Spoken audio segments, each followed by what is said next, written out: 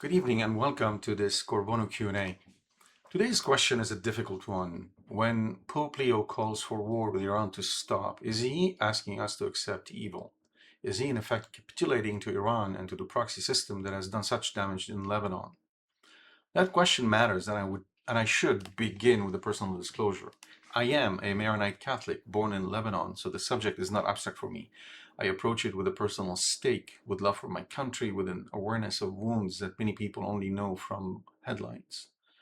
But let us begin with the immediate context. After President Trump publicly escalated the crisis with Iran, warning in extreme terms that a, quote, whole civilization will die tonight, Pope Leo reacted forcefully. On April 7, 2026, he said that a threat against the entire people of Iran was truly a matter of international law, but also a moral question concerning the good of peoples. Then on April 11, he denounced the, quote, delusion of omnipotence that fuels war. And on April 13th, he said he would continue to speak out loudly against war, promote dialogue, and seek just solutions. That provoked immediate controversy. Some said the Holy Father was simply stating the obvious: threats against whole peoples, attacks on civilians, and the intoxication of war must be condemned. Others said he was naive, one-sided, or functionally capitulating to Iran and to Hezbollah. So, the real question is not whether war is bad in the abstract. The real question is whether Pope Leo's words align with Catholic teaching on justice, legitimate defense, civilian protection, sovereignty, and peace, and whether his message is complete or truncated. To understand that question, we need a brief map of the conflict. Iran is a Shiite Muslim-led state that over roughly 4 decades built a regional network of allied movements and militias, often called the Axis of Resistance. That network includes Hezbollah in Lebanon, armed Shiites group in Iraq, the Houthis in Yemen, and Hamas, whose power base is in Gaza, though it also has a significant presence in the West Bank. This is one reason the conflict is so tangled. It is not a simple bilateral dispute between Israel and Iran or between the United States and Iran. It's a regional struggle in which Iran has projected power through non-state actors, especially where the local state is weak, as in Lebanon. For our purposes, Hezbollah is especially important. It was founded by Iran's Revolutionary Guards in 1982 and has long been armed, financed, and guided by Iran. Effectively, Hezbollah is a state within a state, and it really answers to Iran and not to the Lebanese state. Over time, it has grown into something like I said, a state within a state in Lebanon, and that is part of the wound here. Lebanon's sovereignty has been compromised not only by external attack, but also by internal usurpation. So, for instance, not too long ago, about, I would say, 3 weeks ago, the Lebanese government asked the ambassador of Iran to leave, and the ambassador refused. He simply refused the direct order from the Lebanese state, hiding behind the might of Hezbollah. There's also the question of Iran's posture toward Israel. Iran does not recognize Israel, and Iranian leaders have repeatedly used language not merely of opposition, but of eradication. Alongside the ideological conflict runs the nuclear one. For years, Israel and Western governments have argued that Iran's nuclear program could lead to a bomb, while Iran has denied seeking nuclear weapons and said its program is peaceful. Under the current American presidency, now this brings us to the point at hand here, this came to a head on February 28, 2026, when Israel said it had launched a preemptive strike on Iran, and reports stated that US strikes were also underway. The operation was framed as an effort to remove threats to the state of Israel amid the long-running nuclear dispute.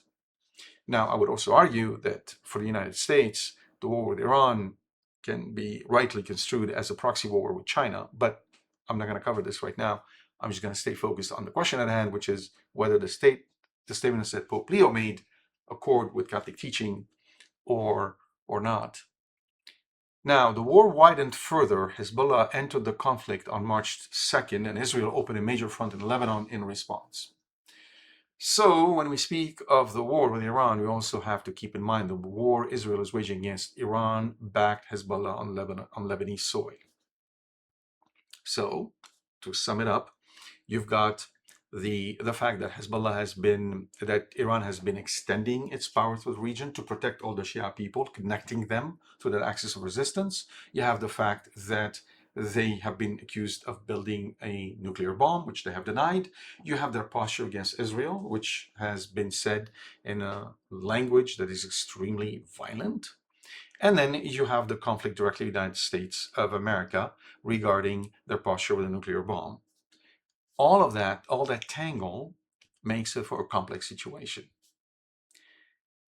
With that background in place, we can state the issue more fairly. Staying away from the hubbub of media, Pope Leo's public remarks were not, first of all, an ex cathedra definition, nor were they a new dogma proposed for the assent of the faith.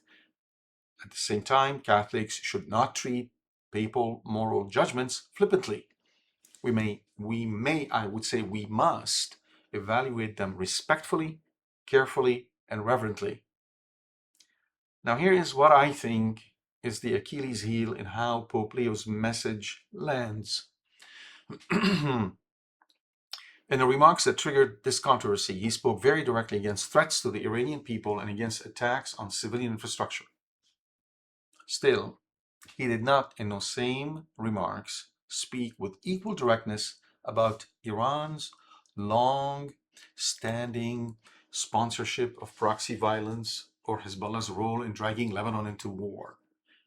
Because of that asymmetrical view, or if you will, unbalanced statement, many people hear the message as morally asymmetrical.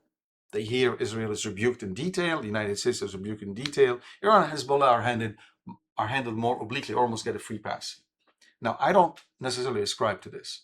The mere fact that the message that Pope Leo had put out is not complete does not mean it's wrong.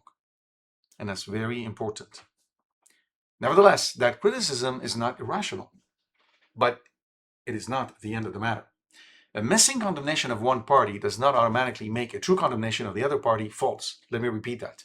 A missing condemnation of one party does not annul the condemnation of the other or make it false. If a man rebukes the burning of a village, the rebuke does not become false simply because he failed in that same breath to recount the crimes that preceded the burning of the village by the villagers. It may be incomplete, it may be rhetorically lopsided, but it does not cease to be morally true on that account. In other words, you need to consider every act on its own. And that brings us to the teaching of the church. The church does not teach absolute pacifism. Understand that. Church never said you should never take part in a war. The Catechism and Gaudium and Spes both affirm that governments may exercise lawful self-defense once peaceful means have failed. So the church does not say that nations must simply collapse before aggression, but that right of defense is hemmed in by strict moral conditions. Catechism says the damage inflicted by the aggressor must be lasting, grave, and certain. Other means must have failed. There must be serious prospects of success for the war, and the use of force must not create evils greater than the evil being resisted. So let me repeat all that. 1. The damage inflicted by the aggressor must be lasting, grave, and certain. While that's not absolutely clear, at least not directly clear in the case of Iran, there's a lot of posturing and potential for long-lasting harm, but it's not straightforward and clear. Other means must have failed.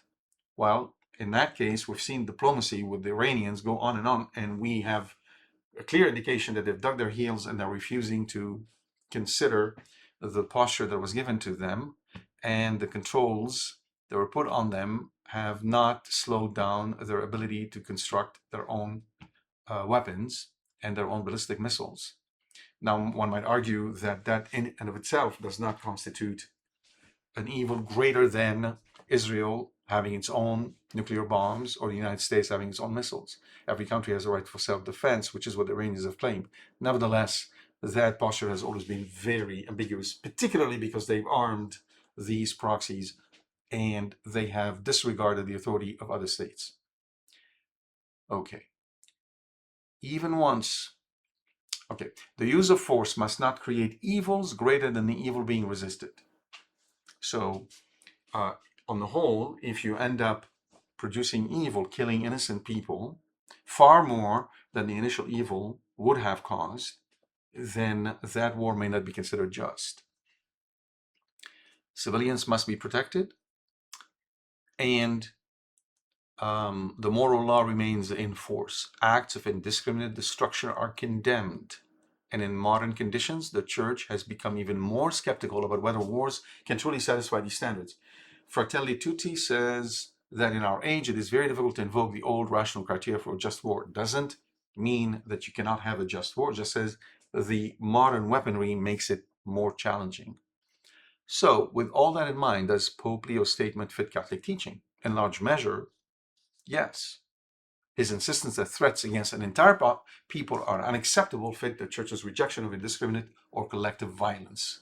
You can't have, as head of state, simply proclaim that tomorrow a whole civilization is going to be wiped out. That, from a Catholic standpoint, is not a just statement. His warning about attacks on civilian infrastructure fits the Church's insistence that war remains under moral law. His appeal for dialogue and ceasefire aligns with the Church's demand that war remain a last resort, not a first instinct, and his language about the delusion of omnipotence fit the Christian diagnosis that pride, vengeance, and the intoxication of power are among the spiritual roots of war. Now, his March 15th statement about Lebanon is also important. He did not merely say stop fighting. He said he hoped for dialogue that would support Lebanon's authorities in implementing lasting solutions for the good of all the Lebanese people. So he was not equating peace with passivity. He was at least in outline pointing toward the restoration of rightful authority, particularly the rightful authority of the Lebanese state. And yet, the answer is not simply yes, full stop. Pope Leo's words fit one major side of the Catholic tradition very well: the protection of civilians, the rejection of escalation, the suspicion of war. But they do not express the whole of the tradition with equal force. The Church also teaches the right of lawful self-defense, the duty to protect the innocent, and the need to restore political order. That particular one, the last one, resonates very strongly with me: the need to restore political order. In this controversy, Leo spoke with great clarity about what must not be done to the Iranian people, then about Iran's long strategy of proxy warfare, Hezbollah's violation of Lebanese sovereignty, or the claims of lawful defense that Israel and others would invoke. That doesn't make him wrong in his assessment of the American posture, specifically when the president declares the whole civilization is going to get wiped out, but it makes the rhetoric vulnerable. It makes the statement easier to hear as one-sided, especially for Lebanese Christians and others who live close to the consequences of Hezbollah in Iran. So what is the real answer? The question is whether Pope Leo contradicts Catholic teaching. I would say no. His condemnation of collective threats, civilian suffering, and intoxication of war fits the Catholic tradition very well. The question is whether he expresses the whole Catholic doctrine on war in a full and balanced way. I would say not entirely. His public rhetoric in this controversy emphasizes peace, restraint, civilians, and dialogue more strongly than it emphasizes lawful defense, naming aggressors, and dismantling the unjust structures that helped produce the war in the first place. So the most accurate judgment is this, from my perspective anyways. Pope Leo's statement is doctrinally sound in substance, but rhetorically incomplete in application. Now, if you think about it, the Pope has a whole world to manage. So he addressed one side, but that doesn't mean he willfully ignored the other. There could be so many other things on his plate. Having said that, it is unfortunate that the way his statement resonates seems to indicate that he is somewhat ignoring the responsibility that falls squarely on Iran and the evil they have committed. That, I think, is the point at which the matter becomes clear. The Holy Father is not capitulating to evil. He is insisting that even real evil does not license unlimited war. He's warning that a just cause does not justify unjust means. I'm going to repeat that. A just cause never justifies unjust means. He's reminding the world that the bombardment of people, destruction of civilian life, and the intoxication of power are not redeemed by the wickedness of one's enemy. Catholics who feel uneasy are not necessarily being partisan or hard-hearted. Their unease often comes from the sense that a fully Catholic account must also name the aggressions, proxy statements, systems, and disorders that made the war possible. A ceasefire without justice can become merely an intermission in violence. In other words, if, let's say, tomorrow there's a ceasefire with Iran, Iran will immediately begin rebuilding its axis of resistance, rearming Hezbollah, and we're back to where we started with a whole bunch of people who died, a lot of violence and destruction, and no change in peace or justice. And so the Catholic task is harder than slogans from either side. It is to seek a peace that protects the innocent, restrains evil, restores legitimate authority, and does not let vengeance masquerade as righteousness. The Church does not ask us to bless surrender. She asks us to seek a just peace without letting war become its own false gospel. Now, that might be harder than one might think because it requires us to look back inwardly and fight with our own demons, fight with our own vices and our tendencies to lash out because things out there in the world are not going our way. Nevertheless, we should always remember in all of this conflict that the Lord Jesus Christ is Lord of Lords, King of Kings, and nothing escapes his authority. And so we must turn to him in full faith and confidence, trusting in his justice and in his mercy, that in the end, he is going to lead all of us to heaven, provided we correspond with him. I hope this helped you better navigate this question. I will be on my website with the podcast. I will be dropping a longer text that delves into this issue in more detail. Should you be interested, you'll find it there. And as usual, if you have any questions or follow-up questions, please forward them to questions@corbono.com. And God bless you.